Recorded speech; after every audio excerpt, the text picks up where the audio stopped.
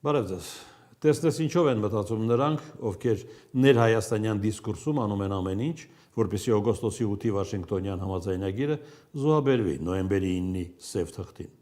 ԲԴ քաղաքական վարքագիծը, երբ 2020-ի պատերազմը կանգնեցնող եռակողմը կապիտուլյացիա որակողը քարոզում է վերադարձ նույն կապիտուլյացիայի ակտին։ Օտարին այդպիսի քծնանքով իշխանության ձգտողը պատկերացնում եք, ինչ վտանգ է իր երկրի համար։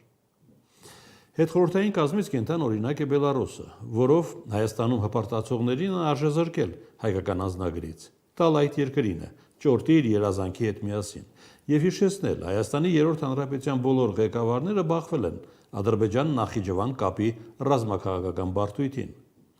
եւ ոչ մեկին չի հաջողվել կայացնել ավարտուն որոշում,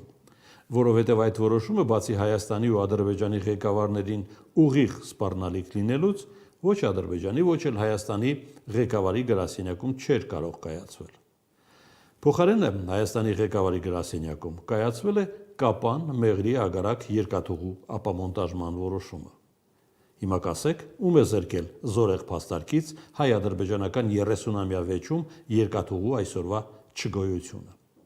Եթե կուզեք, Վաշինգտոնյան համաձայնագիրը փակում է նաև անցյալի այդ մերկանտիլ խայտարակությունը, թե ինչպես չպահել անավարտ պատերազմի գոնե այդ խաղակարգը։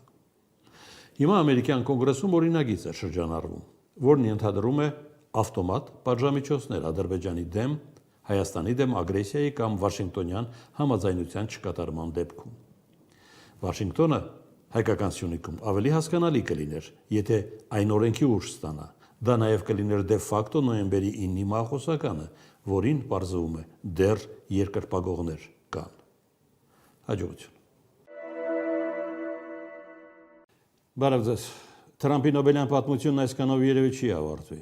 Մանավանդ, որ Նոբելի նշաձողը պահողների մերժումը քաղաքական դառնության բավականին բարձր դոզավորում ուներ։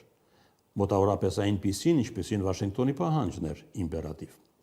Գովելին այն է, որ Նոբելի հանձնաժողովը գտավ ուր հաղթարելու արտաքին ճնշումը, հատկապես Միացյալ Նահանգներից կախյալ երկրների ղեկավարների կողմից, որոնցից մեկը Բելարուսինը պարզվում է գենետիկ արհամարհանք ունի խաղաղության Նոբելի սահմանած այդ բարձրաշխարհիկ տիտղոսի հանդեպ։ Ասում է, եթե ինձ առաջարկեին կհրաժարվեի։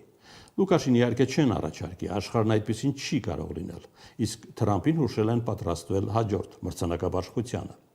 Մոտավորապես հասկացնելով, որ ճտերն աշնանն են հաշվում, այն էլ եթե հաջորդ աշնանը ճտեր լինեն հաշվելու։ Ռուս-ուկրաինական ճակատում պատերազմը թեժանալու սահմանին է, այլ ոչ հակառակը։ Գազայի քաղաքական առևտուրը չի ավարտվել, ավարտվել է ցեղասպանությունը։ Որքան պաղեստինցի կվերադառնա ավերակների գազը, դժվար է ասել, բայց կվերադառնան։ Բայց այդքան այրունը ինչու է հոսել։ Արցախ վերադարձողներ չեն լինի, բայց արցախցիների վերադարձի մահակը կպահեն Ալիևի գլխին, եւ այդ մահակից առաջինը կօգտվի Թրամփի Վաշինգտոնը, երբ կավարտվի Նոբելյան մեղրամիսը եւ կգա Վաշինգտոնից վախը շահով փոխարինելու հրամանը։ Արցախի էթնիկ զտումից ավելի զորեղը բռնապետությունը ցնցելու համար դժվար թե գտնվի։ Այդպիսին չէ անգամ լեզգիների ու թալիշների միասին վերցրած ամբողջ զոհաբերությունը Բաքվի մսաղացին։ Հաջողություն։